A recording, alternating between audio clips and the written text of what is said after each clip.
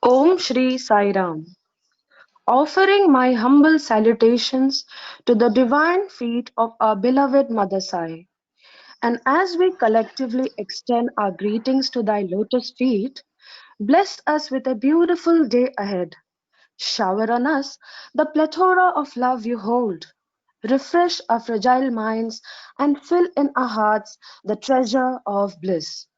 How fortunate we are to be a part of your divine providence, where you, of all professions, chose to be our divine teacher, maneuvering us in the era of Kali Yuga. A beautiful spiritual journey began with you last Monday, and the journey has been metanoic. What a boon it is for us to be enlisted in your register of the chosen ones. Oh, Holy Mother, right since the 1970s, you've been blessing us with the timeless gift of summer course. Through the thick and thin of times, it has been continuing.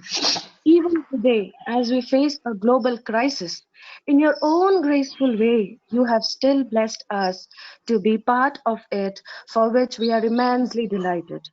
Invoking your blessings, dear Sai, to progress into the fifth day of the summer course on Indian culture and spirituality.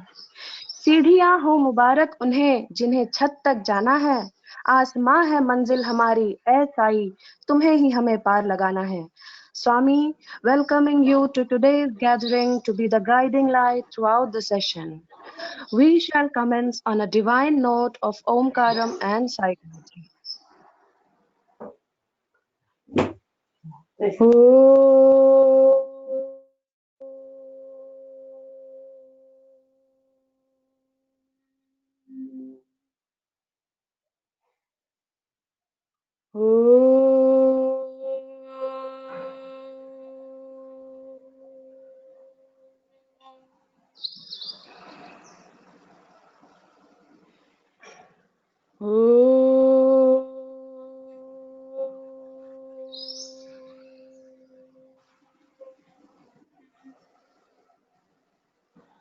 ॐ साईश्वराय विद्महे सत्यदेवाय धीमहि तन्नः सर्वः प्रचोदयात् ॐ साईश्वराय विद्महे सत्यदेवाय धीमहि तन्नः सर्वः प्रचोदयात् ॐ साईश्वराय विद्महे सत्यदेवाय धीमहि तन्नः सर्वः प्रचोदयात्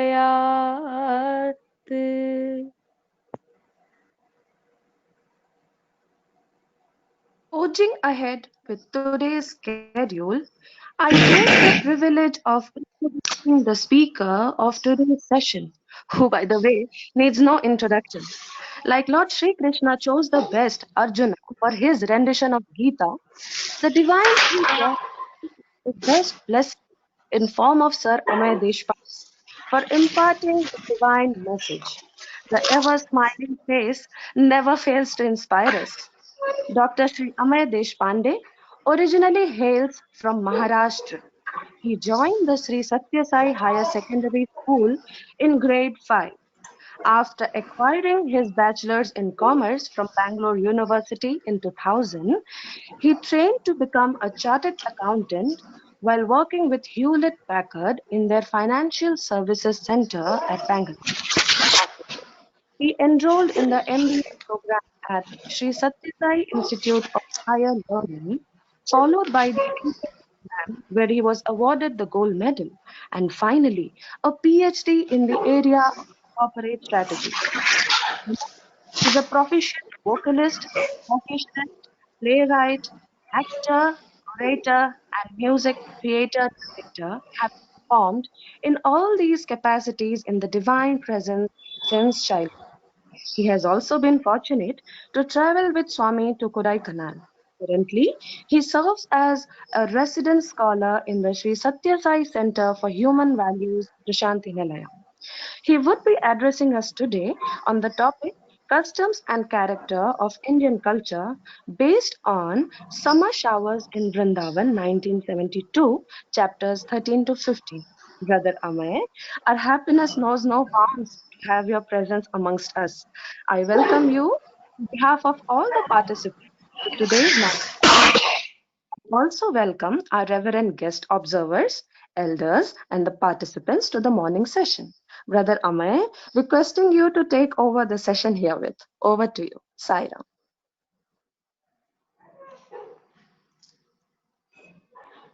Offering our loving pranams at Swami's lotus feet and invoking his presence and his benediction on all of us. और यहाँ पे उपस्थित सब गुणीजनों को और सब मेरे बहनों को बहुत सप्रेम साईराम। और ये आशा करता हूं कि उड़ीसा के सब भक्त और सब लोग कुशल और मंगल से हैं।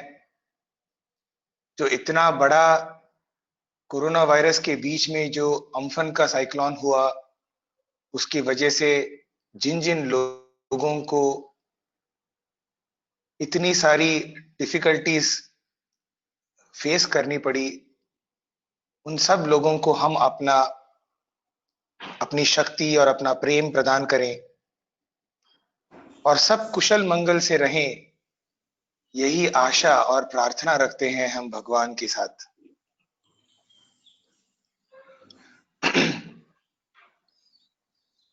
आप सब लोगों को इस समर कोर्स के 7 दिनों के प्रोग्राम में स्वागत है। और मैं ये आशा रखता हूं कि अभी तक जितने सारे दिन हुए हैं, उन सब में आपने कुछ ना कुछ पाया है। और सबसे ज्यादा और सबसे महत्वपूर्ण जो है, मैं सोचता हूं कि ये जो हम समर कोर्सेज वगैरह करते हैं ना, उनका एक ही लक्ष्य होता है। इवन जो स्वामी ने जो समर कोर्सेज किए हैं और इतने सारे उनके दिव्य उपन्यास दिए हैं, उनका लक्ष्य एक ही है कि हमको सोचने के लिए मजबूर करें। ये जो हमारे दिल और मन के भीतर जो मंथन चलता है ना, उस मंथन को और तेज करें। और जिनका मंथन शुरू नहीं हुआ है, उनका मंथन आज से शुरू हो जाए। मंथन से आप जानते हैं ना, आपने श्रीमद् भागवतम में या विष्णु पुराण में आपने देखे होंगे कि विष्णु के दशावतार की उसमें वर्णन किया है। तो उसमें जो दूसरा अवतार है, उसका नाम है कूर्म अवतार। आपने सुना होगा मत्स्य, कूर्म, वराह, नरसिम्हा एक्सेट्रा। तो उसका कूर्म अवतार का मेरे ख्याल से आप में से बहुत सारे लोग जानते होंगे कि कूर्म अवतार का जो स्टोरी क्या है, कि देव और दानवों में लड़ाई होने वाली है और उनको एक काम दिया गया है। उनको बोला है कि एक बहुत बड़ा मंदर पर्वत है, उस मंदर पर्वत को अपने ओशन में, सागर में उसका मंथन करना है। तो एक बाजू पे देव होते हैं और दूसरे बाजू पे दानव होते हैं, और ये मंथन चालू होता है। और उस मंथन को चालू रखने के लिए एक रस्सी चाहिए, और उस रस्सी का नाम है वासुकी, जो हमारे नाग देवता है। एक पूरे सांप मतलब नाग, उनको लेकर वही उनकी रस्सी बनती है, और उस रस्सी से पूरा मंदर पर्वत जो है ना, उसकी मंथन होती है। और उस मंथन का लक्ष्य एक ही है। उस मंथन का लक्ष्य क्या है? अमृत पाना। और उसी के लिए देव और दानवों में झगड़ा होता है कि ये जो अमृत पान किसको होना चाहिए, क्योंकि ये अमृत जो भी लेगा वो इमॉर्टल हो जाएगा, वो शाश्वत हो जाएगा, उसका कभी मरण नहीं होगा। तो ये जो स्टोरी है, और उसके बीच में अभी कूर्म अवतार कहां से आते हैं? तो जैसे वो मंथन चालू करते हैं ना, ये जो मंदर पर्वत है वो डूबने लगता है। वो नीचे, क्योंकि उसको नीचे से कोई सपोर्ट नहीं है, इसलिए वो डूबने लगता है। और तब भगवान विष्णु उस मंथन को चालू रखने के लिए भगवान एक कूर्म अवतार धारण करते हैं और उस मंदार पर्वत को सपोर्ट करते हैं, उसकी नींव बन जाती है, उसका फाउंडेशन बन जाते हैं। और कूर्म मतलब टॉर्टोइस, और उस टॉर्टोइस का जो उसका जो पीठ है, उस पीठ पे वो पूरा मंदार पर्वत बैठ जाता है और उसकी फाउंडेशन हो जाता है। इस मंथन से आपने देखा होगा, आपने सुना होगा कि जितने सारे देव देवता हैं वो बस इसी मंथन से निकल आए हैं। फॉर एग्जाम्पल, जो पहली चीज जो निकली उस मंथन से वो है पॉइजन, हालाहल, विष जो हम बोलते हैं। और इस विष का क्या हुआ, क्योंकि जैसे वो मंथन चालू हुआ, वो वासुकी जो उनकी रस्सी बनी थी, उनको वो उतना सह नहीं पाए वो, और उसमें से वो विष निकल आया। और इस विष को धारण करने के लिए कौन आए? फिर से हमारे भगवान शंकर लेके, उन्होंने पूरा वो विष पी लिया, इसीलिए उनको हाला हलधारी भी बोलते हैं। और जब वो पी रहे थे तो पार्वती माँ जो थी वो बोली कि नहीं, मैं नहीं, ये विष अंदर जाने नहीं दूंगी मैं। और इसीलिए उन्होंने उनका गला ऐसे no she held his throat, and जहां पे वो उन्होंने वो उसका धरा, उस जगह पे, वहीं पे वो विष बैठ गया। और वो जगह नीलकंठ के नाम से उनको पुकारा गया। वो नील का जो उनके उनके कंठ में वो समाया गया, वहीं पे वो विष, और तब से उनको नीलकंठ माना गया। और इस मंथन से लक्ष्मी जी बाहर आई है, इसी मंथन से। और कामधेनु आई है, जो विश फुलफिलिंग गाय जो है। कल्प वृक्ष भी इसी से आया है। और इसमें से बहुत सारे ऐसे चीजें हैं जिन्होंने कुछ दानवों ने ली और कुछ मानव देवों ने ली। लेकिन वो मंथन जब खत्म हुआ, जहां खत्म हुआ, जब वो अमृत उसमें से बाहर निकला। अब इसका अर्थ क्या है? इस पूरे स्टोरी का, इस कहानी का अर्थ क्या है?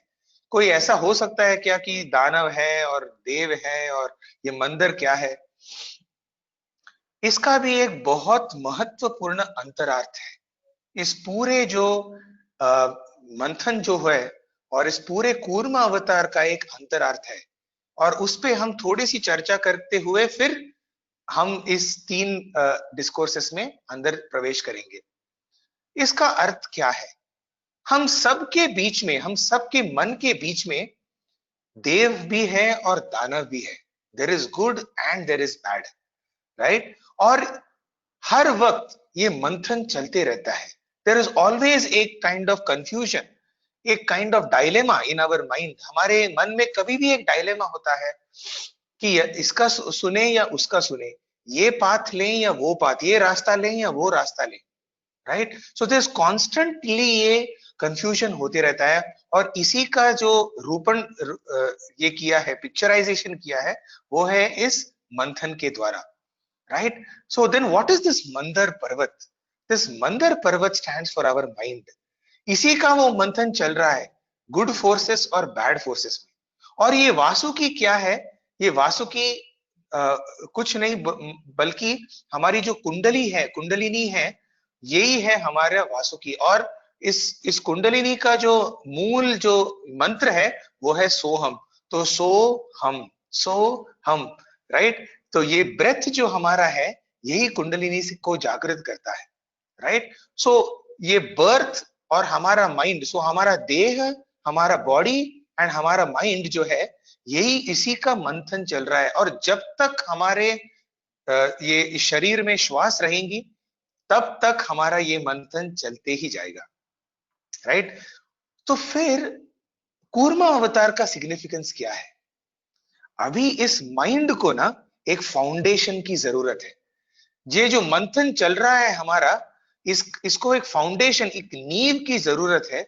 और भगवान हमारे माउंटेन, हमारे इस मन को, मन की जो फाउंडेशन है वो ही बन जाते हैं, राइट? इसीलिए इवन हमारे साई आरती में आप देखिए तो मंगल आरती अंधु को मंदर गिरिधारी, ऐसे स्वामी को बोला जाता है।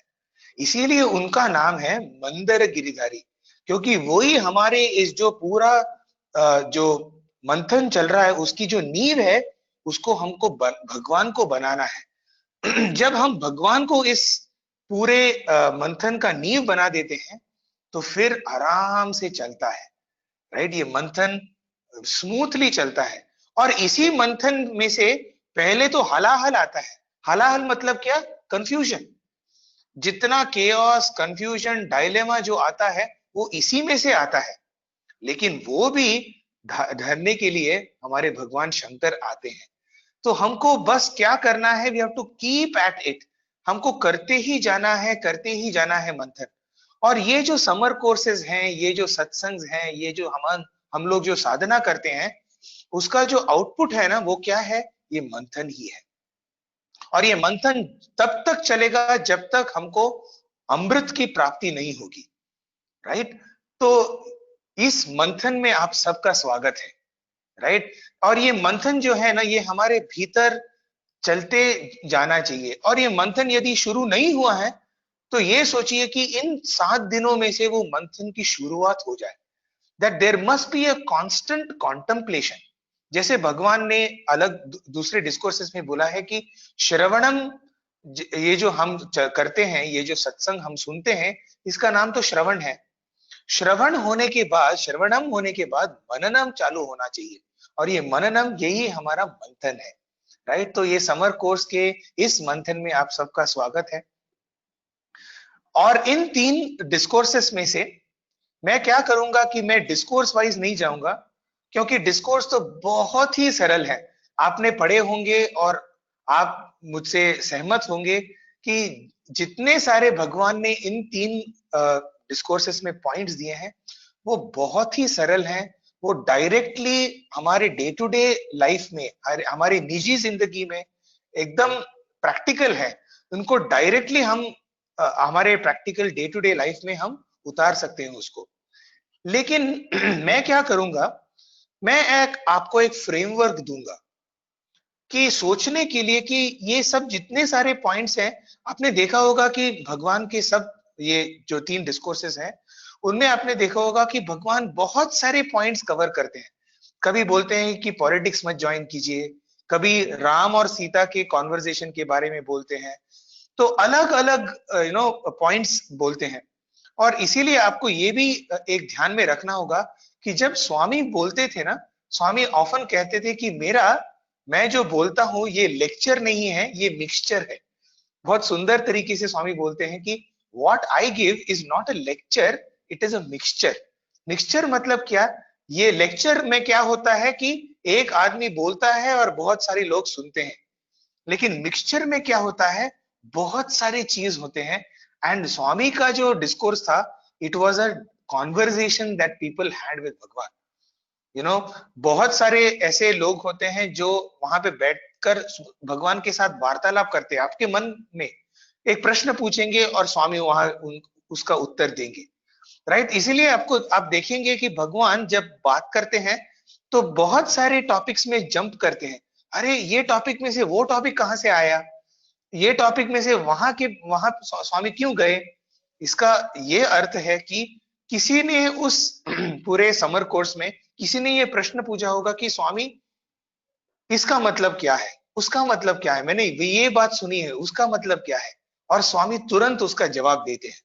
सो ऐसे बहुत सारे लोगों को ये अनुभव हुए हैं कि जैसे ही वो कुछ सोचते हैं, उनको एक्चुअली प्रश्न पूछने की भी जरूरत नहीं है।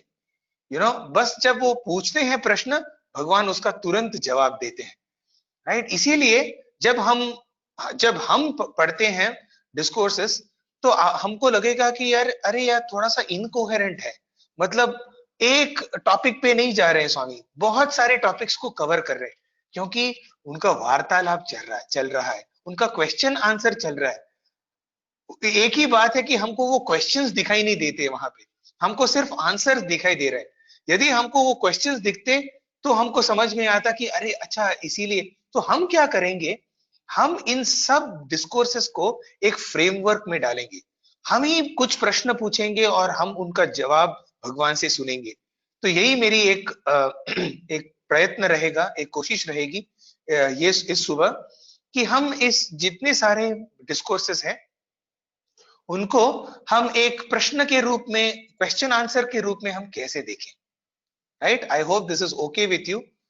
यदि you are all fine with this, then we will continue.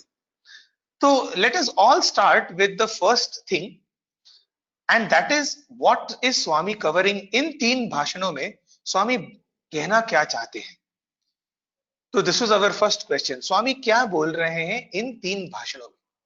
आप यदि देखें तो आपने बोला कि कस्टम्स एंड कैरेक्टर, यही इन 3 डिस्कोर्सेस का जो टॉपिक दिया गया है. लेकिन मैं सोचता हूं कि कस्टम्स एंड कैरेक्टर से भी ज्यादा इंपॉर्टेंट है कल्चर. तो हम 2 सीज के बारे में इस कोर्स में, जो पहला सी है, हम 2 सीज और डाल रहे हैं. क्या है? Customs and character. लेकिन उससे भी ज्यादा इंपॉर्टेंट है चौथा सी. सी मतलब the C alphabet, and that is culture. Swami इन तीनों डिस्कोर्सेस में बहुत गहराई में हमारे कल्चर के बारे में बोल रहे हैं, हमारी संस्कृति के बारे में स्वामी कह रहे हैं. भारतीय संस्कृति क्या है? आपने बहुत सारे ऐसे बातें सुनी होंगी जिसमें कहा गया है कि जितने सारी संस्कृतियां थी हमारे पूरे दुनिया में, ग्रीक संस्कृति या चाइनीज संस्कृति या मेसोपोटेमियन संस्कृति, ये पूरे जो मतलब जितने सारे साल हुए हैं, 10,000 सालों में इतनी सारी संस्कृतियां हुई हैं, वो सब बिखर के टूट गई हैं. बस एक ही संस्कृति अभी तक विद्यमान है, और मेरे ख्याल से सबसे ज्यादा उसको सराहा गया है, और वो है हमारी भारतीय संस्कृति. बाकी सब, इवन अरब संस्कृति, we have had Arab civilization, Chinese civilization, Greek civilization, Roman civilization, Mesopotamian civilization, सब civilization बिखर के चली गई. आज उनका नाम और निशान नहीं दिखता हमको, राइट? फॉर एग्जाम्पल चाइनीज, आप बोलेंगे कि अरे चाइनीज तो है, चाइनीज है, लेकिन अभी जो उनका सिविलाइजेशन चल रहा है वो बहुत अलग है. जो ताओइज्म और कन्फ्यूशनिज्म से चालू हुआ था, वो कहाँ दिखाई नहीं देता हमको. आज उसका नाम और निशान मिट गया है, राइट? लेकिन आज जो एक संस्कृति जो 10,000 सालों से आकर अभी तक चल रही है, उसका नाम है भारतीय संस्कृति, राइट? इतनी पावरफुल है हमारी संस्कृति, और उसी के बारे में भगवान इन 3 भाषणों में उनका वर्णन करते हुए, उस पे विचार करते हुए, उस पे चर्चा करते हुए आगे चल रहे हैं. ये संस्कृति आती कैसी है? What is the meaning of culture? जरा आप सुनिए, देखेंगे तो जो इंग्लिश शब्द है ना, जो कल्चर, उसका जो लैटिन रूट वर्ड है, उसका है क्यूटुरे. क्यूटुरे मतलब टू ग्रो, राइट? उसका जो रूट वर्ड है जहां से कल्चर आया है, उसका मतलब है to grow, to develop, right? आप देखेंगे कि हमारा एक ही संस्कृति नहीं है, हमारे बहुत सारे कल्चर होते हैं. फॉर एग्जाम्पल हम एग्रीकल्चर भी बोलते हैं, राइट? एग्रीकल्चर मतलब क्या? एक सीड होता है, एक बीज होता है, उसमें से पौधा निकल आता है, right? So that is the first culture. क्या? कि एक सीड एक पौधे में ग्रो हो जाता है, डेवलप हो जाता है, राइट? उसका नाम है एग्रीकल्चर, राइट? ऐसे बहुत सारे सेरिकल्चर भी होता है जिसमें से सिल्क आता है, राइट? आप जितने सारे यहाँ पे बहन हैं, वो उनके पास डेफिनेटली एक सिल्क की साड़ी होंगी. वो सिल्क आया कैसे? वो सिल्क वर्म में से आता है, राइट? तो उसका नाम है सेरिकल्चर. फिर हमारे पास सेल कल्चर है, राइट? तो ऐसे बहुत सारे कल्चर्स हैं. इस सब कल्चर का मीनिंग क्या है? कि टू ग्रोथ और डेवलपमेंट, राइट? एक बीज में से एक बहुत बड़ा पेड़ आता है, राइट? और स्वामी इस उदाहरण को बहुत बार दोहरा चुके हैं कि हम सब एक सीड ही थे, हम सब एक बीज ही थे, राइट? इस बीज से हम इतने बड़े हो गए हैं. तो हमारा तो ग्रोथ, फिजिकल ग्रोथ तो हुआ है, लेकिन मेंटल और स्पिरिचुअल ग्रोथ हुआ है कि नहीं, वो हमको देखना है. और ये समर कोर्स और जितने सारे सत्संग होते हैं ना, उसका जो एक ही लक्ष्य है कि हमारा मेंटल और स्पिरिचुअल ग्रोथ, जैसे हमारा ऑटोमेटिकली फिजिकल ग्रोथ होता है, उस ग्रोथ के साथ हमारा मेंटल और स्पिरिचुअल ग्रोथ भी होता है, इसीलिए इसका नाम है कल्चर। और स्वामी कहते हैं कि जो कल्चर है ना, उसका दूसरा नाम है रिफाइनमेंट। रिफाइनमेंट मतलब तब्दीली। मतलब जैसे हम देखते हैं कि एक बीज होता है, उस बीज का पोटेंशियल क्या है, राइट? उस बीज का पोटेंशियल इनफाइनाइट होता है, क्योंकि उस एक बीज से इनफाइनाइट बीज आते हैं, जन्म करते हैं, राइट? वैसे ही इस हमारा जो एक बीज है, उसमें से इनफाइनाइट बीज आ सकते हैं, राइट? हमारा पोटेंशियल इंफिनिटी है, इसीलिए हम डिवाइन है, हम दैवी है, हम साधारण नहीं है, हम ऑर्डिनरी नहीं है, हम तो एकदम एक्स्ट्राऑर्डिनरी है। क्यों? क्योंकि हमारे अंदर इनफाइनाइट पोटेंशियल है, राइट? इस इंफिनिटी को नापने के लिए, इस इंफिनिटी को बाहर निकालने के लिए ये कल्चर के द्वारा ही आ सकते हैं, right? So that is the importance of culture. Okay, अभी ये कल्चर जो ह्यूमन सिविलाइजेशन, जितना सारा हम मानव जाति बोलते हैं उसको, इसका ये कल्चर कहाँ से आता है? ये कल्चर का जो एक एक जो हम कार्य करते हैं ना, उसका नाम है रिचुअल, राइट? मतलब रीति रिवाज। रीति रिवाज मतलब ये कस्टम्स, राइट? तो उसके बारे में एक मैं कहानी बोलता हूँ, जो स्वामी बहुत बार कहते थे कि ये रीति रिवाज कैसे होते हैं। बहुत पुरानी ये एक कहानी है। एक घर में एक अग्निहोत्र ब्राह्मण रहते थे। और अग्निहोत्र मतलब वो कभी भी यज्ञ करते थे। और हमारे संस्कृति में बहुत सारे ऐसे यज्ञ हैं जो हम कर सकते हैं। पितृ यज्ञ है,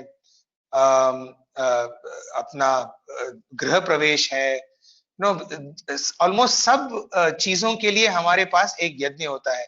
चंडी यज्ञ है, फिर रुद्र यज्ञ है, गणेश होमम है, ऐसे बहुत सारे यज्ञ होते हैं। तो ये जो ब्राह्मण थे, ये बहुत यज्ञ करते थे। और यज्ञ में एक चीज होता है कि उसमें वो पूरा जो जो भी डालते हैं हम, उसमें लकड़ियां डालते हैं, उसमें घी डालते हैं, उसके साथ हम बहुत सारे ग्रेन्स भी डालते हैं उसमें, राइट? जो गेहूं वगैरह होते हैं वो भी डालते हैं।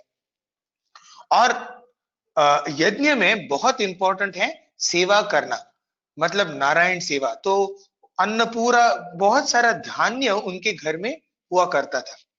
ये धान्य खाने के लिए ना बहुत सारे चूहे उनके घर में रहा करते थे। और उन चूहों की वजह से जितना सारा धान्य था वो सब बर्बाद हो जाता था। तो ये सोचने लगे कि अरे यार, ये चूहे कैसे कम किए जाएं। और उसके लिए उन्होंने क्या किया, एक बिल्ली रखी। एक घर में जब हम बिल्ली रखते हैं ना, तो वो बिल्ली सब चूहों को भगा देती है। तो उन्होंने सोचा कि इन चूहों को निकालने के लिए मैं एक बिल्ली रखता हूं। अभी ये बिल्ली क्या करने लगी, वो जाके जितना सारा दूध वगैरह था ना, उसको चाटने लगी। और जितना सारा खाना था वो जो पकाते थे यज्ञ के दौरान, उसको वो खा जाती थी, उसको थोड़ा सा टेस्ट कर जाती थी। और बहुत डिस्टरबेंस भी करती थी कि जब लोग खाने के लिए बैठते थे या कभी यज्ञ के लिए बैठते, तो ये बिल्ली उधर उधर जाती थी। तो ये क्या करते थे कि पूरा दिन जब खाने का वक्त हो, जब यज्ञ का वक्त हो, उस बिल्ली को एक इसके नीचे, एक पात्र के नीचे वो रखते थे, right? It used to be kept under one basket, कि मतलब वो बिल्ली इधर उधर न जाए, इसीलिए एक बास्केट के नीचे उसको डालते थे। अच्छा, तो ये एक रिचुअल सा हो गया। बहुत साल बीत गए, ये ब्राह्मण भी गुजर गए, उनका यज्ञ भी बंद हुआ। उनके लड़के आए, उनके पोते आए, उनके साथ उसके बाद ऐसे 4-5 जनरेशन खत्म हुए। लेकिन एक वो बिल्ली भी मर गई और चूहा भी बंद हो गए, क्योंकि यज्ञ नहीं था इसीलिए धान्य नहीं था, धान्य नहीं था इसीलिए चूहे भी नहीं थे। लेकिन ये बिल्ली का रखने का जो ये एक रीति रिवाज चालू हुआ, वो अभी तक उस घर में चलता रहता है। वो क्या करते हैं, उनके घर में चूहा नहीं था इसीलिए वो बिल्ली, अच्छा बिल्ली भी मर गई इसलिए क्या करते थे, वो बाहर से लेकर बिल्ली घर पे रखते थे। और जब खाने के वक्त उस एक कटोरी के नीचे उस बिल्ली को रखते थे। और स्वामी कहते थे कि this is how it becomes a custom, right, that किसी को पता नहीं क्यों चल रहा है, right, nobody knows what is the inner significance, right, everybody thinks that अरे मेरे दादाजी ने किया था, मेरे परदादा ने किया था, इसलिए मैं करूंगा. This is why it becomes a custom. And ये कस्टम ना, ये इंग्लिश का जो कस्टम है, ये हमारे लिए हिंदी का कष्ट हो जाता है, क्योंकि nobody knows what is the meaning, why they are doing what they are doing. And one of the important things जो स्वामी इस 3 भाषणों में बहुत इंपॉर्टेंस देते हुए चलते हैं कि इसका जो इनर सिग्निफिकेंस है, हम जो भी करते हैं, हम कुंकू क्यों लगाते हैं, हम रंगोली क्यों डालते हैं, हम नारियल क्यों फोड़ते हैं भगवान के सामने, इस सब जितने सारे रिवाज हैं, इन सब रिवाजों का एक अंतर अर्थ है. And that is what we have to understand by the meaning of culture, right. तो इस कल्चर का जो हम लोगों ने अभी तक जो चर्चा किया, इस कल्चर को हम अपनी भाषा में संस्कृति बोलते हैं. तो हम आज इस भारतीय संस्कृति जो स्वामी कहते हैं, इसके बारे में हम चर्चा करेंगे.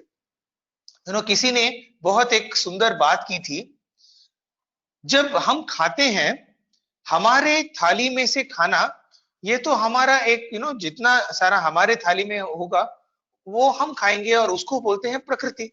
This is our nature. जो हमारे पास है वो उसको खाना, दैट इज प्रकृति, right.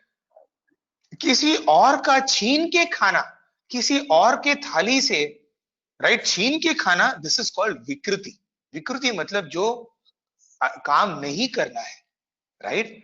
And more important than that, अपने थाली में से किसी और को देना, this is called sanskriti, right. So prakriti is to eat from our own plate, vikruti is to eat from somebody else's plate, but to give from our own plate to someone else is samskriti.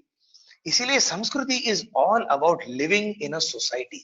हम society में जितना हम एक society में रहते हैं, हम society से लेते हैं, इसीलिए हमको सोसाइटी को वापस देना भी है, right. So these are the two things, samskriti and culture, to grow, to develop and to live for others' sake. This is what is called as culture. Acha. So having understood this much about culture, now let us go into the depth of what is this culture. हमारा जो भारतीय संस्कृति जो है ना, उसका नींव क्या, what are the pillars of भारतीय संस्कृति. We have heard so many other संस्कृतिज, right. I told you about इतने सारे बाकी के कल्चर हैं, सिविलाइजेशन है, लेकिन हमारे सिविलाइजेशन का what is the important thing. किसी ने आपसे पूछा कि tell me what is the fundamentals of Indian spirituality और इंडियन कल्चर. भारतीय संस्कृति का जो मेन जो पिलर है वो क्या है, and that is what is most important. Swami tells us in different ways in these 3 discourses, and that is what we will try to, this is the framework that I will be putting in front of you, right. So first and foremost, पहला जो उसका pillar है हमारी भारतीय संस्कृति का, and that is that God is the basis of all that is there. सर्वम खलविदम ब्रह्मा, right. जितना सारा हम देख रहे हैं अपने इर्द गिर्द, राइट, हमारे पूरे दुनिया, हमारा जो पूरा संसार है, पूरा विश्व, जो पूरा ब्रह्मांड है, उसका बेसिस इज गॉड. सर्वम खलविदम ब्रह्मा. This cannot be forgotten, right. जितने सारे आप देखेंगे कि हमारे भारतीय संस्कृति में 3 मेजर फिलॉसफीज हैं, द्वैत, अद्वैत और विशिष्टाद्वैत. आप तीनों के जो फाउंडेशंस, फिलॉसफी के फाउंडेशंस देखेंगे तो तीनों के फाउंडेशंस एक ही है, एंड दैट इज सर्वम खलविदम ब्रह्मा. God is the basis of all creation, right. And that is the basic most important foundation of our Indian culture, and that is what even Swami tells. And in fact Swami हमको इस भाषणों में बोलते हैं कि this basis, that God is the basis of this entire creation, is there in all our shastras, all our scriptures, in all our epics and our puranas. तो रामायण देखिए, महाभारत देखिए, ब्रह्म सूत्र देखिए, उपनिषद, भगवत गीता, जितने सारे हम स्क्रिप्चर्स देखेंगे, इन सब स्क्रिप्चर में आपको यही दिखाई देगा कि God is the basis of our creation, If God is the basis of the creation, then what is this creation? Creation is the reflection of the creator, and that is the second pillar of the Indian culture. हमारी भारतीय संस्कृति का जो दूसरा pillar है, that this entire world is a reflection of God, and that is why reflection में, for example, जरा देखिए, हम मिरर में देखते हैं, हम रोज सुबह, हम सुबह शाम दोपहर कभी भी हम मिरर को देखते रहते हैं कि नहीं? हम कैसे देख रहे हैं, हमारे बाल कैसे हैं, हमारा मुंह कैसा है, राइट? हम मिरर को देखते हैं, उस मिरर के उसमें हमको क्या दिखता है? हमारा प्रतिबिंब ही हमको दिखता है, राइट? हमारा रिफ्लेक्शन ही हमको दिखता है। तो हम क्या ये कह सकते हैं कि हमारे रिफ्लेक्शन में हम हैं कि नहीं है? हमारा रिफ्लेक्शन अलग है हमसे? यस। क्यों? क्योंकि एक मिरर है, उसमें हमको कोई और दिख रहा है। कौन दिख रहा है? हम ही दिख रहे हैं, लेकिन हमारा रिफ्लेक्शन दिख रहा है, राइट? मतलब वो रिफ्लेक्शन एक है, मिरर एक है और हम एक है, राइट? तो मतलब reflection is different from me. Yes, in one sense, एक लॉजिकल हिसाब से वो अलग है, reflection is different, I am different, yes. लेकिन इस रिफ्लेक्शन में मैं हूं, 100% मैं हूं, yes, that is also true. Similarly, this world is nothing but a reflection of God. Okay, is this reflection real? It is as real as the person. As long as the person is there, the reflection is there. The moment the person goes away, the reflection also goes away, right? Exactly like that. जब तक भगवान है, तब तक ये विश्व है। जैसे मतलब the moment भगवान चले जाते हैं, तो रिफ्लेक्शन भी चला जाता है। और ये भगवान कौन है? ये हमारी अंतरात्मा ही है, राइट? बाहर से हम उसको भगवान बोलते हैं, अंदर से हम उसको आत्मा बोलते हैं, right? And so this is another pillar, we will come to that. So coming back to the fact that God is the basis of all the creation, and this creation is nothing but the reflection of God.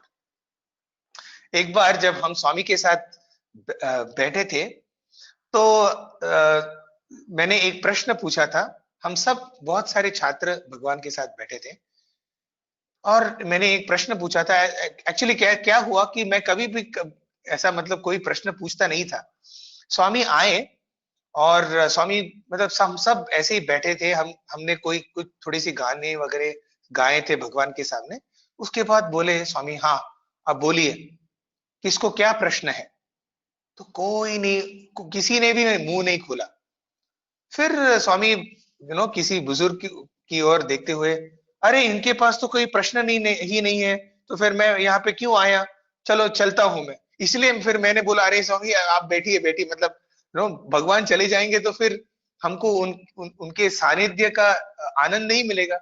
इसीलिए फिर मैं बोला स्वामी, और ये भी मेरे मन में ही था, ये प्रश्न मेरे वैसे भी मन में था। इसलिए मैंने स्वामी से पूछा, स्वामी इस माइंड को कैसे कंट्रोल करें? How to control this mind, right?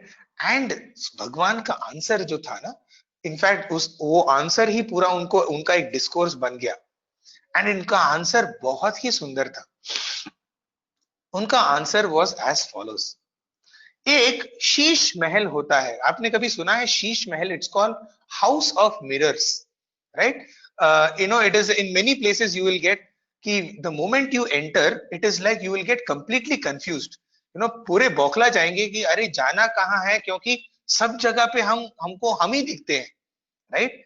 So Swami was telling us कि एक हाउस ऑफ मिरर्स, एक शीश महल में एक कुत्ता अंदर जाता है, ठीक है? एक शीश महल में, in house of mirrors a dog enters. एक कुत्ता अंदर प्रवेश करता है, और वो क्या देखता है? सब जगह पे वो उसको अलग अलग कुत्ते दिखते हैं, मतलब उसका उसी का रिफ्लेक्शन दिखता है, राइट? और वो डॉग है ना, उसको बुद्धि नहीं है, उसको लगता है कि अरे बाप रे, मैं कहाँ आके फंस गया। उसको लगता है कि करोड़ों ऐसे और लाखों या हजारों ऐसे कुत्ते हैं, और उनको देखकर वो क्या करता है? वो डर जाता है और वो भौंकने लगता है, राइट? जैसे वो भौंकता है, वो क्या देखता है कि जितने सारे वहां पे उसके प्रतिबिंब है, वो भी उसी को भौंकने लगते हैं, राइट? तो वो बोलता है, अरे बाप रे, अरे इतने 10,000 हजारों कुत्ते उसको भौंक रहे हैं। तो वो और भी जोर से भौंकने लगता है, और वो जितने सारे प्रतिबिंब हैं वो भी भौंकने लगते हैं। फिर ये क्या करता है, वो जाके झगड़ा करते लगता है। वो जाके किसी एक मिरर को ऐसे पंजा मारता है, राइट। वो कुत्ता जैसे वो मारता है, वो टूट के बिखर जाता है। वो जो आईना है वो टूट के बिखर जाता है, और एक आईने में से हजारों और कुत्ते निकल आते हैं। और अभी वो कुत्ता क्या देखता है कि मेरे मेरे ही हजारों ऐसे अभी एक कुत्ते के 1000 कुत्ते और हो गए, राइट। तो स्वामी बोलते हैं ऐसे वो कुत्ता झगड़ते रहता है, उसका कोई अंत ही नहीं होता, राइट। अभी उसी शीश महल में एक मानव प्रवेश करता है। A human being enters this house of mirrors. The moment the human enters, what does it come to know? It comes to know कि अरे ये तो this is all me only. This is all my reflection alone, right? And what does it do? Instead of fighting with those reflections, it starts to see, अरे मैं ठीक लग रहा हूं ना? I am looking good. मेरे बाल ठीक है, मेरे मुंह ठीक है, etc. etc. And in the process, it becomes better. A human being is trying to become better, right? Exactly in the same way, this entire जो creation है ना, ये एक मिरर के समान है, एक रिफ्लेक्शन के समान है। इसीलिए बोलते हैं यथा दृष्टि तथा सृष्टि। हमारा जो, हम जैसे इस सृष्टि को देखते हैं वैसे ही सृष्टि भी हमको दिखाती है। यदि हम अच्छा दिखेंगे तो हमको अच्छा ही दिखेगा, यदि हम बुरा दिखेंगे तो हमको बुरा ही दिखेगा, राइट।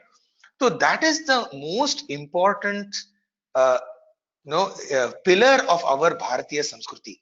इसीलिए the wonderful word that comes is यत भावम तद भवति, right. Make this the formula of your life, कि हमारे दिल में जैसा भाव है वैसे ही दुनिया हमको दिखेगी, right? So God is the foundation of the world. Number two, this world is his reflection, and we are getting to see our reflection in this world. And therefore, इसीलिए ये दुनिया प्रतिबिंब है, इसीलिए वो इम्परमानेंट है, वो अशाश्वत है, वो अनित्य है, राइट। स्वामी बहुत बार उनके भाषणों में बोलते हैं अनित्यम असुखम लोके, राइट। ये जो हम जैसे ही दुनिया में प्रवेश करेंगे ना, इस दुनिया में एक बड़ा सा एक बोर्ड रहेगा। उस बोर्ड पे क्या लिखते हैं, भगवान ही बोलते हैं अशाश्वम अनित्यम लोके, कि व्हाट इज जैसे हम फॉर एग्जांपल एक ट्रेन स्टेशन पहुंचते हैं, हम यदि भद्रक या केंद्रापाड़ा यदि पहुंचते हैं, कटक पहुंचते हैं, तो हमको क्या दिखता है उस रेलवे स्टेशन पे, कटक जंक्शन या जो भी है कटक ऐसा बोर्ड दिखेंगे। स्वामी कहते हैं कि जब हम इस दुनिया में प्रवेश करते हैं हम रोते क्यों हैं, क्योंकि हमको एक बोर्ड दिखता है, उस बोर्ड पे क्या लिखा होता है, अशाश्वम अनित्यम लोके। अरे मैं इस इम्परमानेंट वर्ल्ड में आ गया, I have come into this impermanent station, and what am I trying to search for, I am trying to search for permanent joy in this impermanent world, right. How incredible, कितना ironic है कि नहीं, कि हम इस impermanent station पे permanent joy हम ढूंढ रहे हैं, और इसीलिए हमको मिलता ही नहीं, और इसीलिए हम दुखी हो जाते हैं, इसीलिए हम रोते हैं, राइट। हम अपने जन्म से लेकर मरण तक हम रोते ही रहते हैं, क्यों? क्योंकि हम इस इम्परमानेंट अशाश्वत अनित्य लोक में हम शाश्वत आनंद ढूंढते रहते हैं, और हमको दिखाई नहीं देता। So that is the third thing, and that this world is impermanent.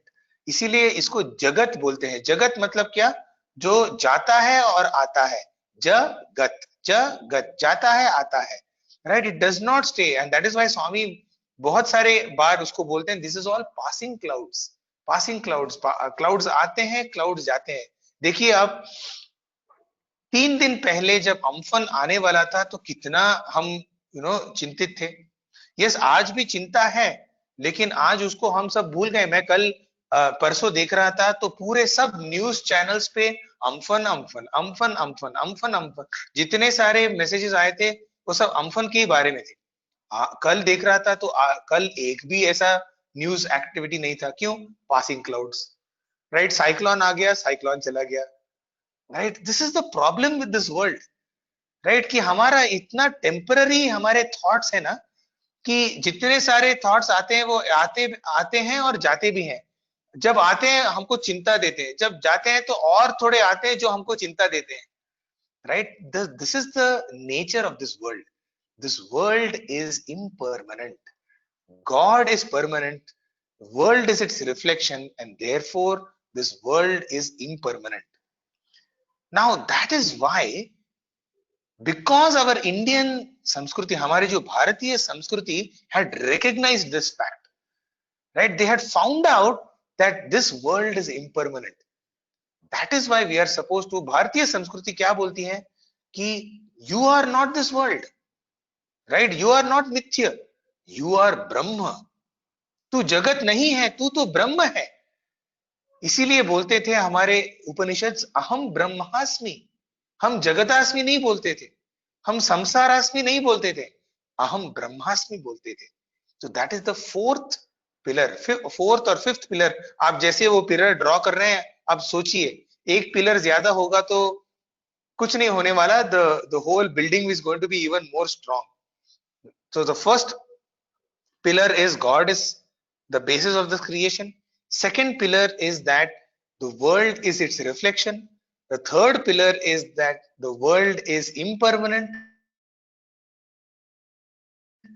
The fourth pillar is that this impermanent world cannot give permanent happiness. And the fifth pillar is that we want permanent happiness because that is our nature. अभी तक तो सही चल रहा है, 5 pillars हो गए. So now the most important point is, अभी तक तो आप मेरे से सहमत हैं कि हमको वो परमानेंट हैप्पीनेस चाहिए, हमको ये परमानेंट जो नित्य शाश्वत जो आनंद है उसी को हम ढूंढ रहे हैं इस इम्परमानेंट जगत में. अभी ये प्रश्न हमको पूछना है कि why are we doing this? हम क्यों और कहां पे ढूंढे और कैसे ढूंढे इस परमानेंट हैप्पीनेस को, right? And that is what we will also discuss today.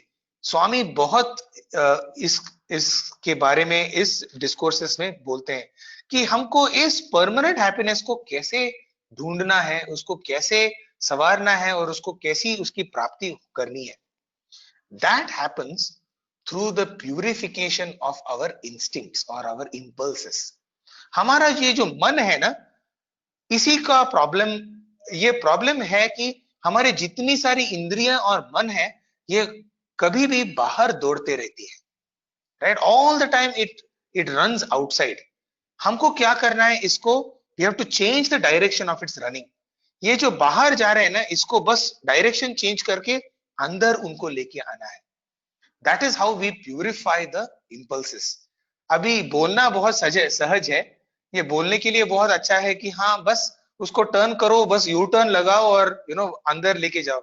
लेकिन ये अंदर कैसे लेके जाना है, and that is what is the most difficult thing in our sadhana. Now before we go into how to change this mind inward, इस मन को अंतर्मुख कैसे करना है, इसके पहले अब हमको यह सोचना है कि, और नहीं तो ये प्रश्न पड़ता है कि अरे ये तो आप जितना सारा भगवान बोल रहे हैं ये तो सब ठीक है, लेकिन जब हम पूरे दुनिया को देखते हैं तो we don't see anything like that. सब लोग अपने अपने काम में जा रहे हैं, सब लोग जीडीपी देख रहे हैं कि अरे कितना हम डेवलप हो रहे हैं, हमारे कितने अच्छे जॉब्स आ रहे हैं, what is our per capita income. Because today Swami एक बार बोलते हैं, द ऑनर, इस डिस्कोर्स में बोलते हैं, the honour of the country depends upon the संस्कृति of the country, the culture of the country.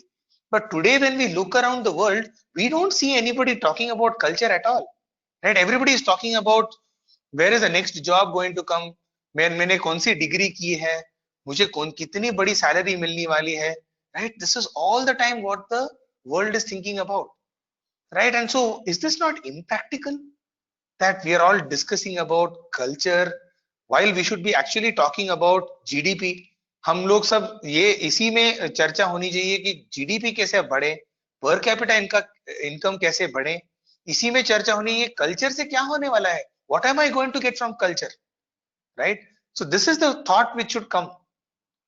And more importantly, यदि मैं सिर्फ कल्चर के बारे में सोचूंगा तो क्या होने वाला है। हमारे इस फॉर एग्जाम्पल इस समर कोर्स में राइट नाउ 90 आप बहनें हैं। इस 90 बहनों से क्या होने वाला है? Let us say that, assume करें कि ये 90 जितने सारे पार्टिसिपेंट्स हैं वो सब कल्चर के बारे में दे विल गेट ट्रांसफॉर्मेशन वगैरह वगैरह। इस 90 बच्चों से क्या होने वाला है? What is going to happen with, हम लोगों को 9 करोड़, राइट, 90 करोड़ को बदलना है।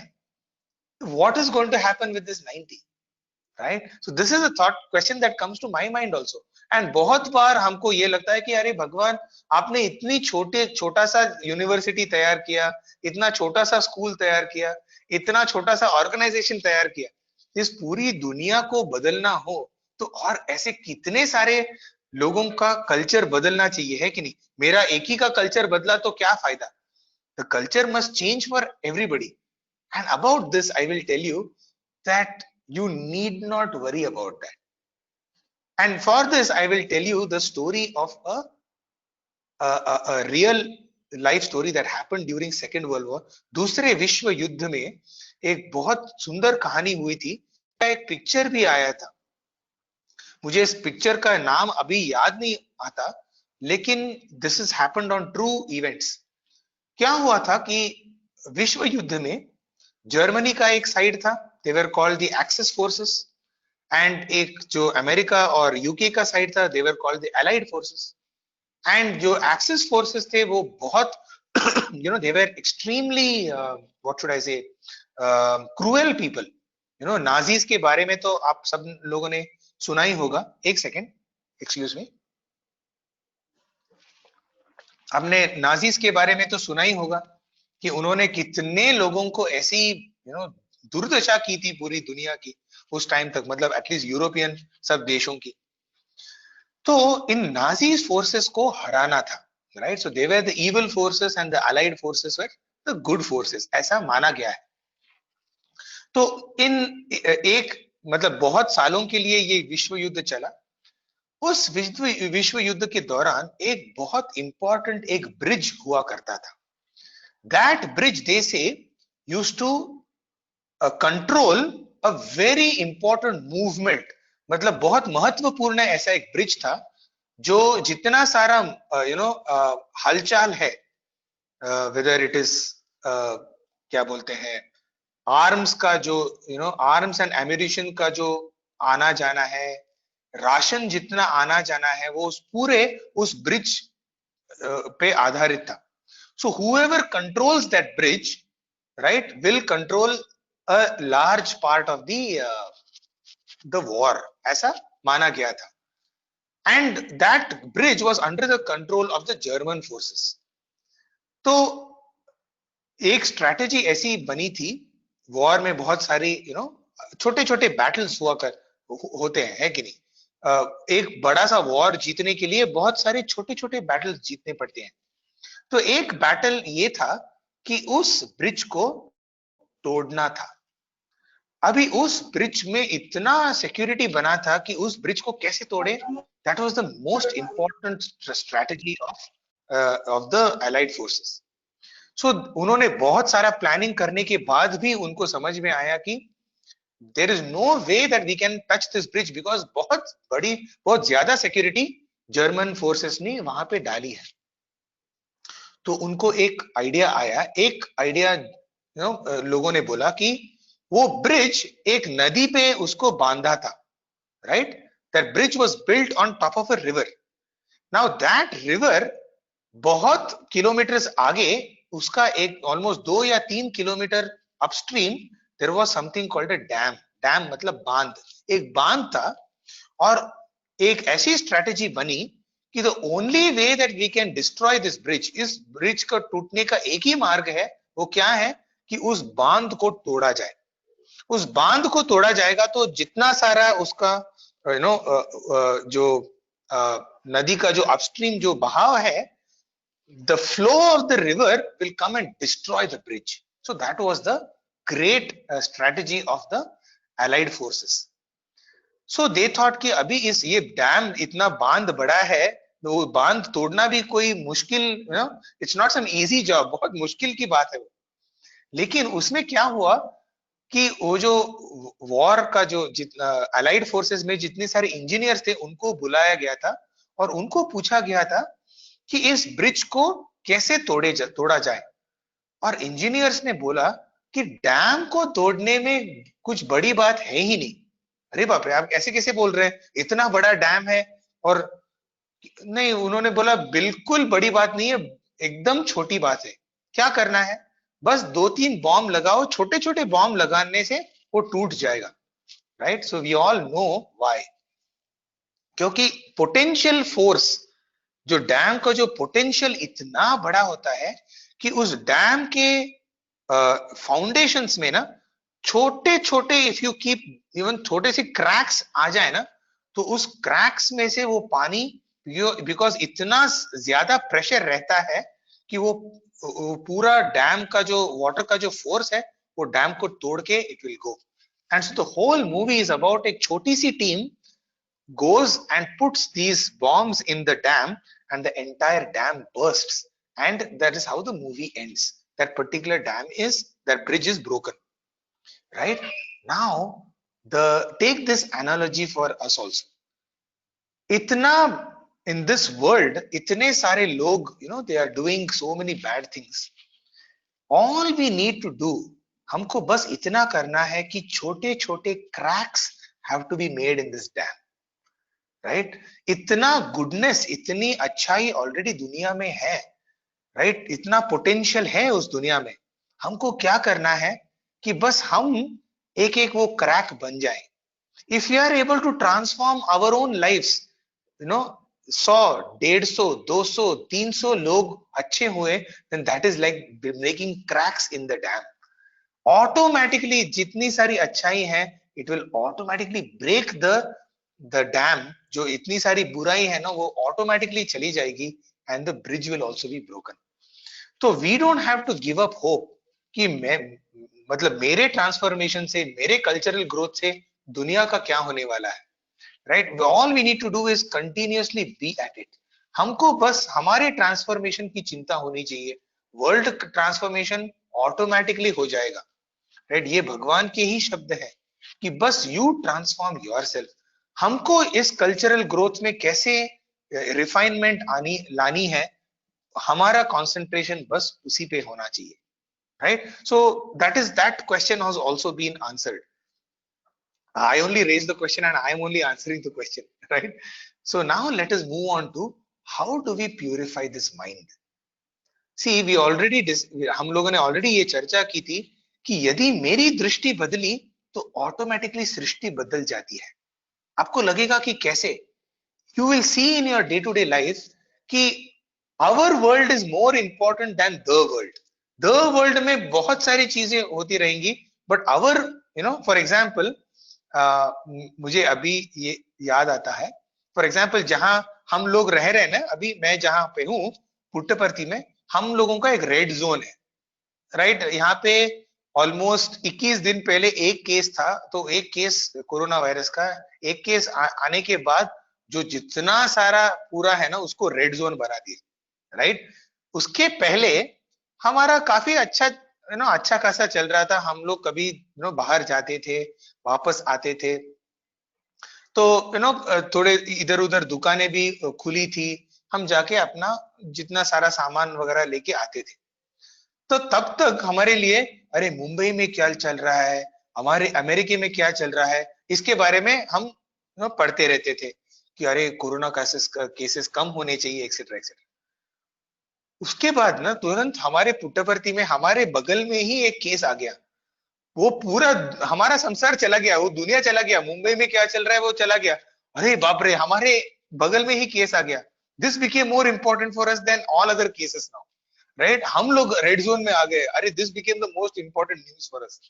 सी, इवन नाउ हमारा तो एक ही केस है, मुंबई के केसेस बढ़ रहे हैं। दुनिया के केसेस बढ़ रहे हैं, लेकिन we are more interested in कि हमारे इलाके में कितने केसेस हैं। अभी हम रोज पूछते हैं कोई और केस आ गया क्या, कोई और केस आ गया क्या। See our world is more important than the world, and that is why if you change our world it is more important, it is enough, right. हमारा जितना इलाका है, हमारी जितनी दुनिया है, उसमें हम कुछ बदलाव कर पाए तो that is enough, and our world starts with us. That is why it is important that we make our own transformation.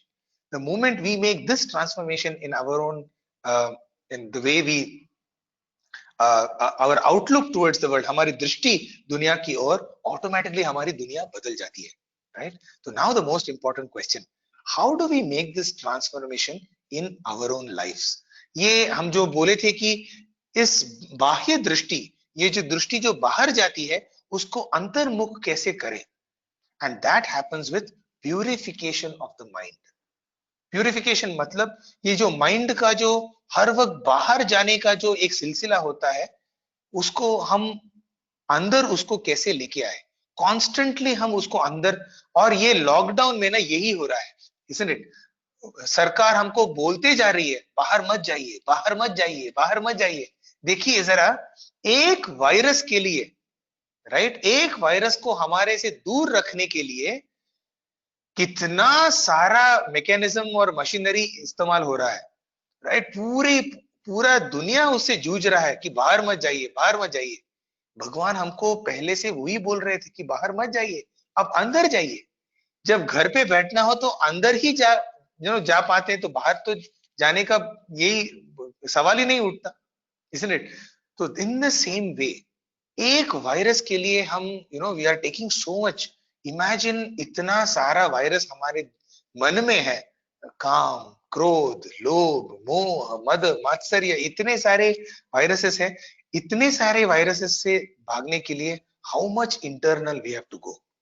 Yes, so now we have to think about how do we become, how do we go inward, and that starts with simple. बहुत, स्वामी ने एक बहुत simple सा formula हमको दिया है, and that is watch, right. Watch मतलब WATCH,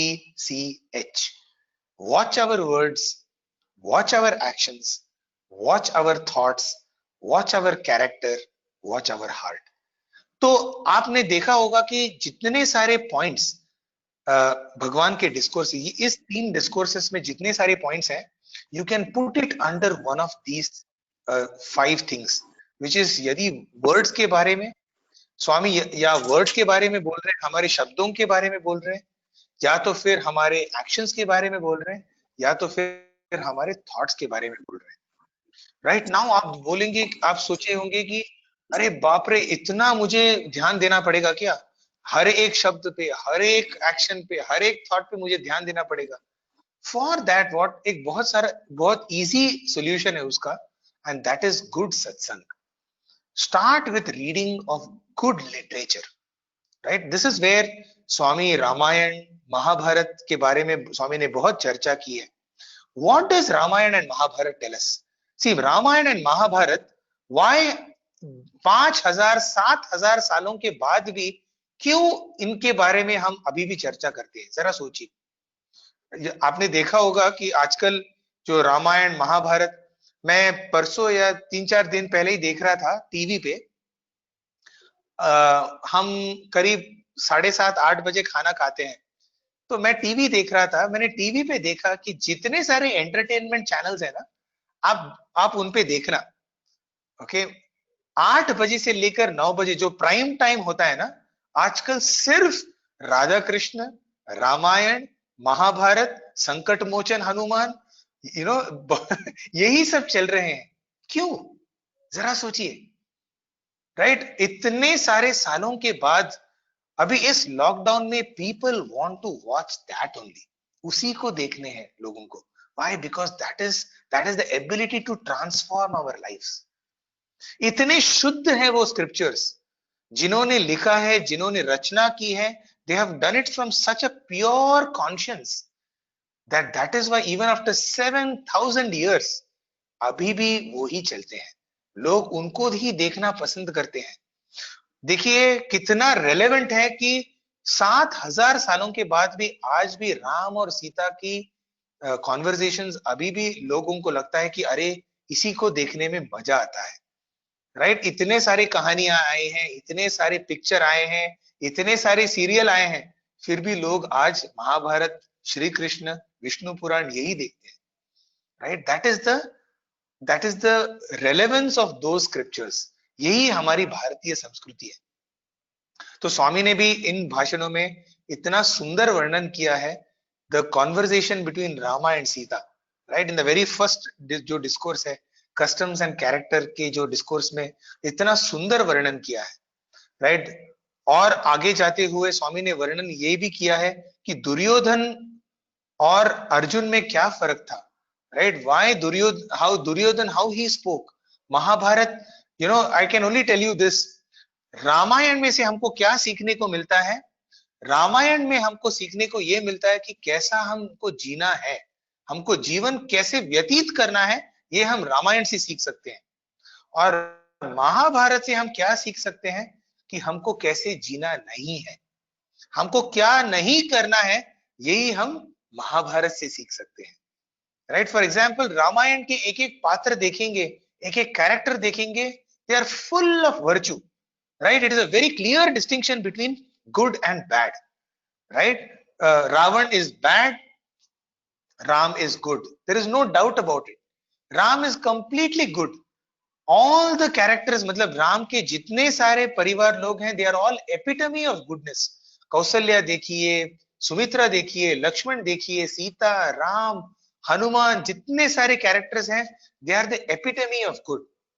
right and और इसीलिए हमको सिर्फ उनका अनुसरण करना है, उन्होंने जैसा किया है वैसे ही करना है। लेकिन महाभारत आप देखेंगे तो आपको समझ में आएगा कि बहुत कॉम्प्लेक्स कहानी है, कौन गलत है कौन सही है। कभी कभी लगता है कि पांडवों ने भी सही काम किया या गलत काम किया। फॉर एग्जाम्पल जब हम युधिष्ठिर का जो गेम ऑफ डाइस देखते हैं तो हमको ये समझ में नहीं आता कि उन्होंने अपने को खुद को क्यों दांव पे लगा दिया, उन्होंने द्रौपदी को क्यों दांव पे लगा दिया। ऐसे धर्मज्ञ है वो, इसीलिए बहुत कॉम्प्लेक्स कहानी है। एंड इस कहानी में से हमको ये समझ में आता है कि हमको कैसे नहीं करना है, हमको क्या नहीं करना है, हमको किससे जागृत रहना है, हर वक्त सतर्क रहना है, राइट। जस्ट इमेजिन भीष्म जैसे लोग, द्रोण जैसे लोग, राइट। कृष्ण के अलावा हम जितने सारे कैरेक्टर्स देखेंगे हमको यही समझ में आएगा कि सब में कुछ ना कुछ अच्छाई भी थी और कुछ ना कुछ बुराई भी थी।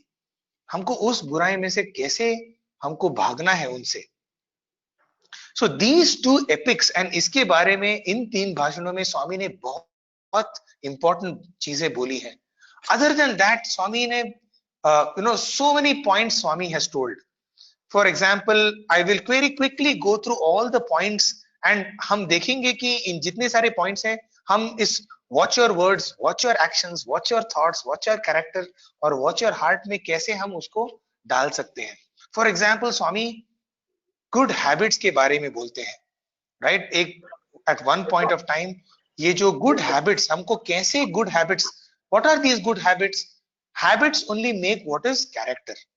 हमारे अच्छे हैबिट्स ही हमारे, फॉर एग्जाम्पल स्वामी बोलते हैं ना, so a thought reap an action, so a action reap a tendency, so a tendency reap a habit, so a habit reap a character, so a character reap a destiny, right. So Swami has given us this. So it starts everything starts with a so a thought, right. Constantly हमारे विचार कैसे हैं, right. So good habits will eventually take you to a good character. तो watch your thoughts, again once again this falls. Respect for parents, Swami ने इन 3 discourses में respect for parents के बारे में बहुत सारी बातें बोली हैं, right. This is about what, once again character, right. And I let me tell you one very interesting thing. आप जाके गूगल पे देखिए, हार्वर्ड यूनिवर्सिटी में एक 75 ईयर ओल्ड स्टडी चल रहा है, 75 सालों से एक स्टडी चल रहा है। वो क्या स्टडी कर रहे हैं, वो ये देख रहे हैं कि जितने सारे सक्सेसफुल लोग हुए हैं इस दुनिया में, हम जितने सारे सक्सेसफुल लोग मतलब जिनके पास बहुत दौलत है, बहुत शोहरत है, जिन्होंने बहुत नाम कमाया, जिन्होंने बहुत साइंटिफिक फॉर एग्जांपल इन्वेंशंस या डिस्कवरीज की हैं, राइट, जितना सारा मतलब लोगों ने सोसाइटी के लिए बहुत सारा काम किया है, successful businessman, politicians, sportsman, etcetera etcetera, इन सब लोगों के इन्होंने क्या किया इस स्टडी में, इन सब लोगों को उन्होंने स्टडी किया कि ये लोग सक्सेसफुल क्यों हो रहे हैं, ऐसे क्या कारण है जिनकी वजह से ये लोग सक्सेसफुल हैं, राइट। और उन्होंने 75 सालों के बाद उनका एक स्टडी आया, राइट, उनका एक कंक्लूजन मतलब ये चलते ही जाने वाला है, they are going to continuously keep study, but one amazing outcome has come out of all of this study, and you will be surprised to know and you will be shocked to know कि इन जितने सारे successful लोग थे ना, उनका एक important trait था. You know what is that trait? You will be very surprised to know all of these successful people had a great relationship with their parents. उनके माता पिता के साथ उनका एक बहुत सुंदर एक ताल्लुक था. जितने सारे लोगों के माता पिता के साथ अच्छा रिलेशनशिप था, they went on to become successful people. ऐसा नहीं है कि जो लोग मतलब इनफैक्ट दे फाउंड आउट कि जितने सारे अनसक्सेसफुल लोग हैं, उनके पीछे एक कारण ये था कि उनके जो माता पिता के साथ उनके व्यवहार थे, उनके जो ताल्लुक थे, वो अच्छे नहीं थे. इनमें से बहुत सारे ऐसे सक्सेसफुल लोग हैं जिनके माता पिता बहुत जल्दी गुजर गए उनके लाइफ में, लेकिन जितना कम उनका इन्फ्लुएंस था, उतना इन्फ्लुएंस भी बहुत इंपॉर्टेंट इन्फ्लुएंस था उनकी जिंदगी में. आप यदि देखेंगे जितने सारे सक्सेसफुल लोग, महात्मा गांधी जी देखेंगे, अपने विवेकानंद जी देखेंगे, नेल्सन मंडेला देखेंगे दुनिया में, बिल गेट्स देखेंगे, सो बिजनेस, पॉलिटिक्स, स्पोर्ट्स, सब फील्ड्स में आप देखेंगे that one very important thing is respect for parents.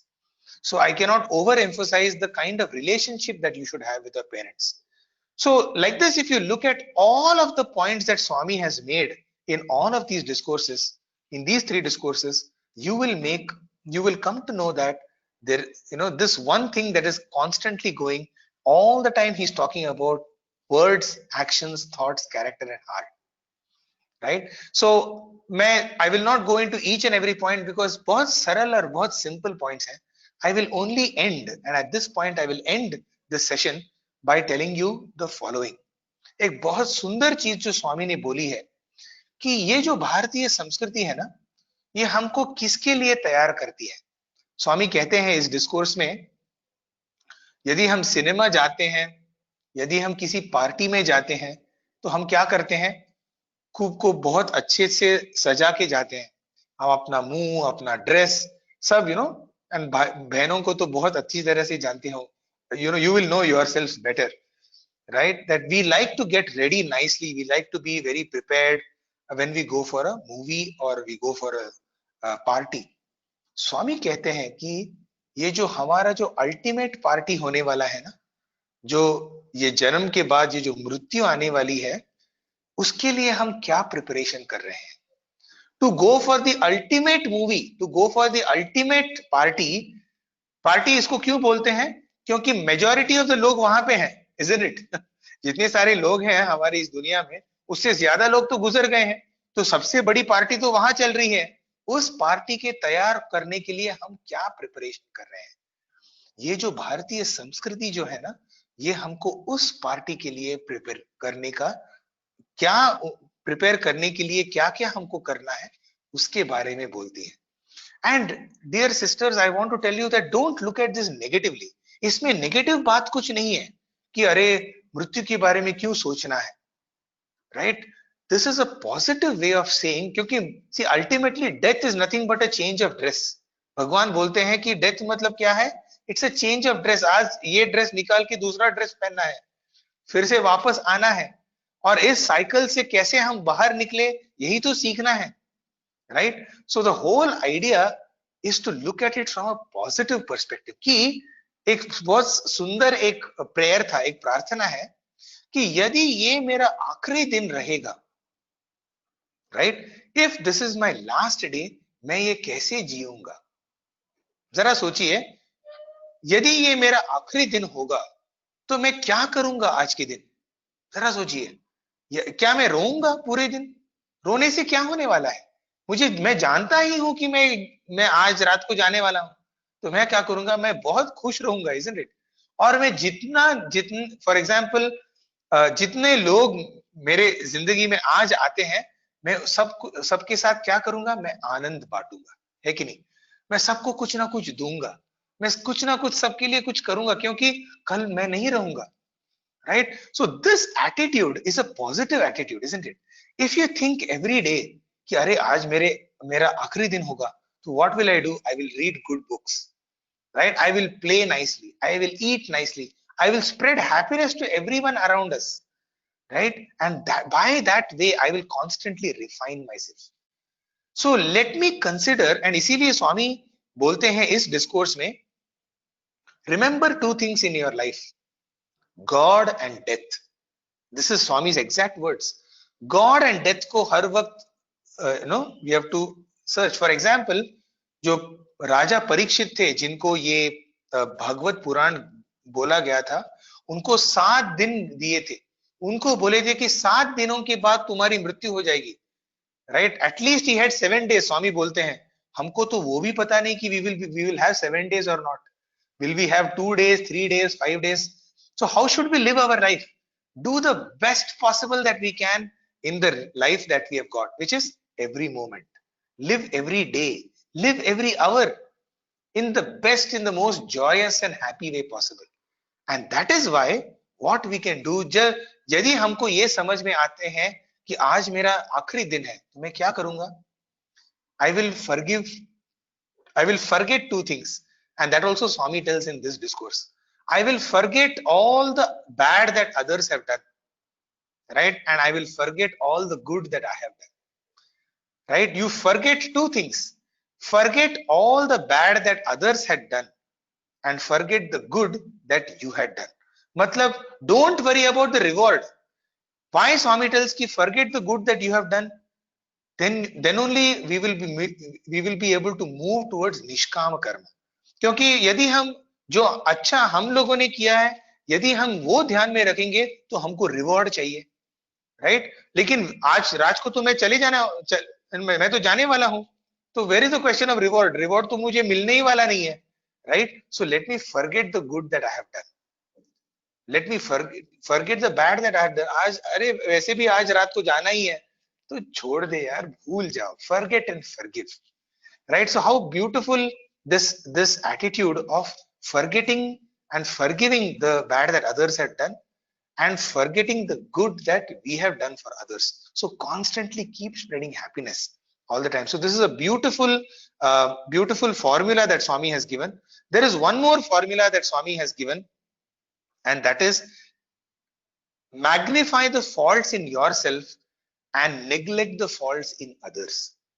क्यों? क्योंकि मेरे पास एक ही दिन है, मेरे पास एक ही हफ्ता है, मेरे पास एक ही महीना है, तो जितने सारे फॉल्ट्स मुझ में है ना, मुझे जल्दी से उसको निकाल देने हैं, क्योंकि मैं तो जाने वाला हूं, right. So this god and death will give you a positive reinforcement, right. And so therefore what I would like to end with today, right, this session मैं किसके साथ समाप्त करना चाहूंगा कि can you decide for today that I will give up one bad habit.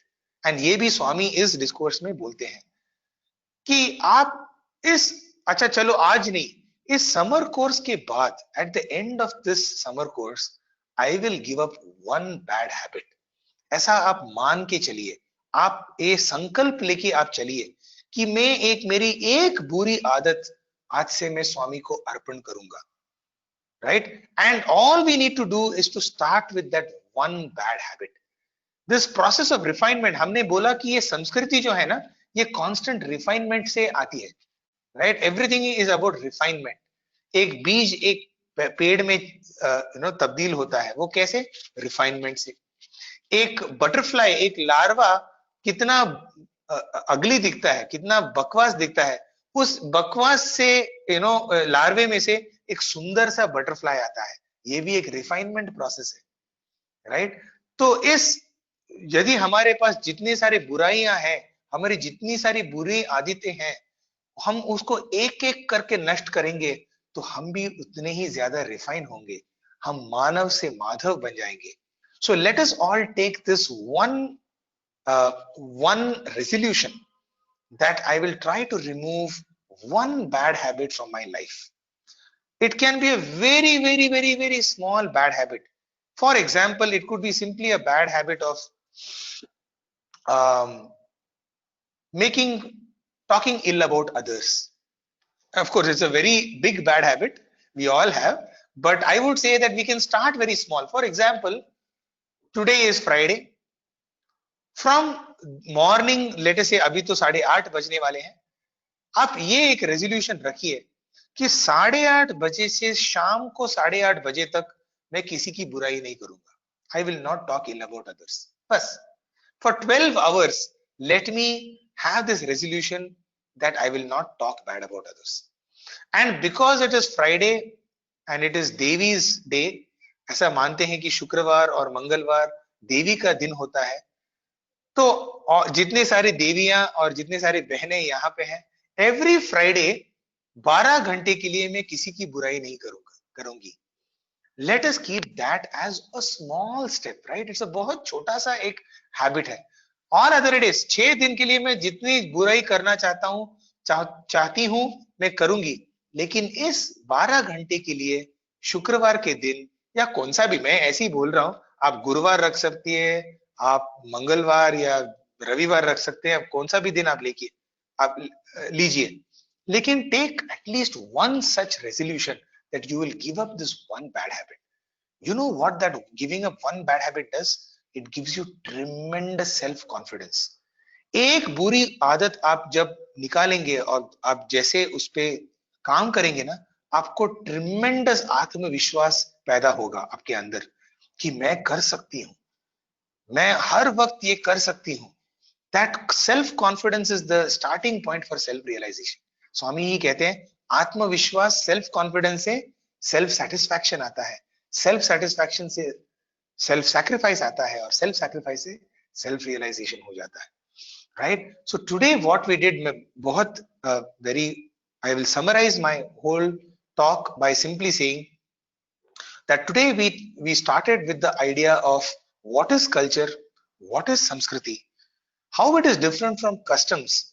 And जब तक ritual में स्पिरिट नहीं आएगा, वो स्पिरिचुअल नहीं बन जाएगा, राइट?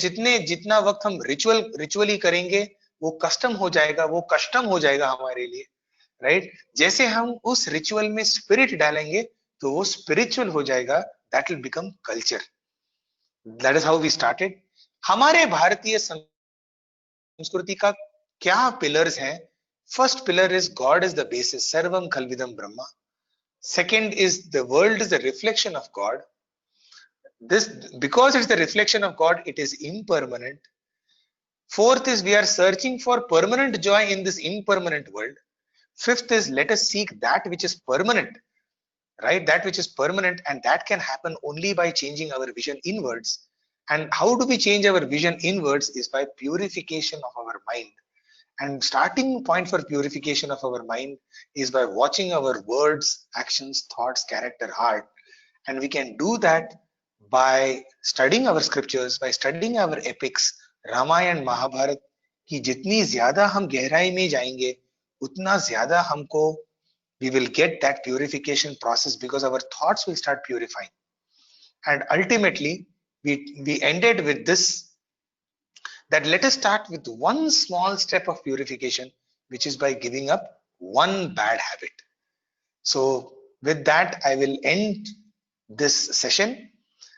I request you, मैं आशा करता हूं कि आप इस पे मनन करेंगे, इस पे निधिध्यासन करेंगे, एंड शाम को जितने सारे आपके प्रश्न हैं वो भी हम जितना हो सकता है we will try to address those questions.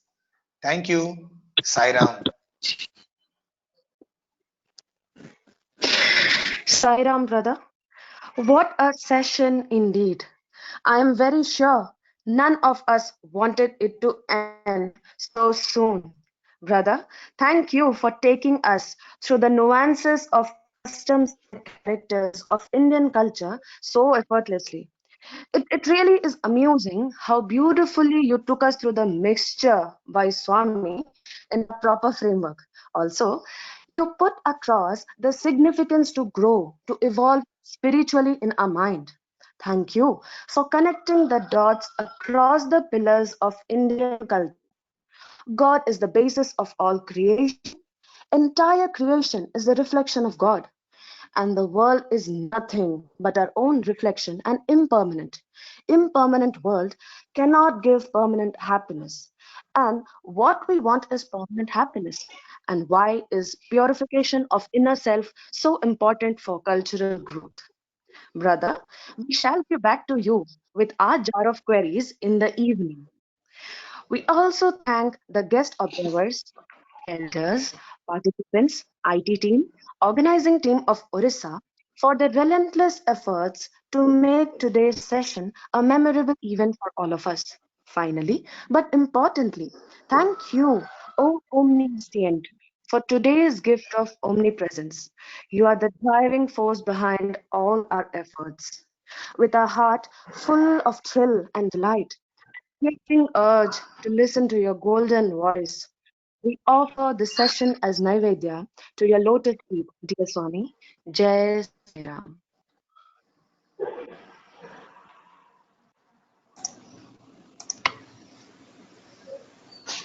भजन बिना सुख शांति नहीं, हरि नाम बिना आनंद नहीं,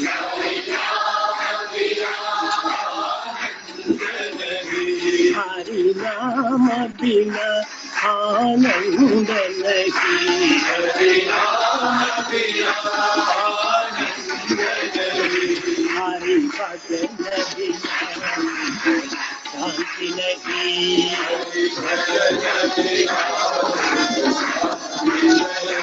जप ध्यान बिना योग नहीं, जप प्रभु दर्श बिना प्रज्ञान नहीं,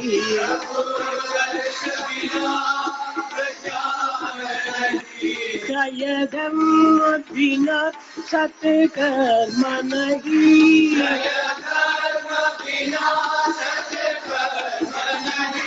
भगवान बिना कोई अपना नहीं,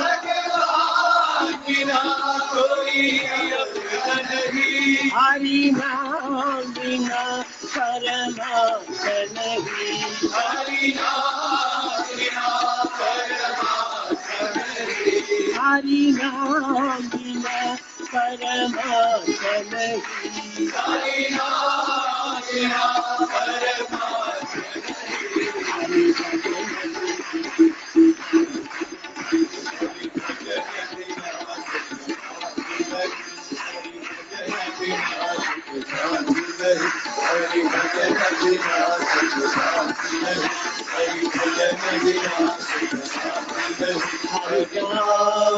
बिना आनंद नहीं, हरि नाम बिना आनंद नहीं, हरि भजन बिना, हरि भजन बिना सुख शांति नहीं।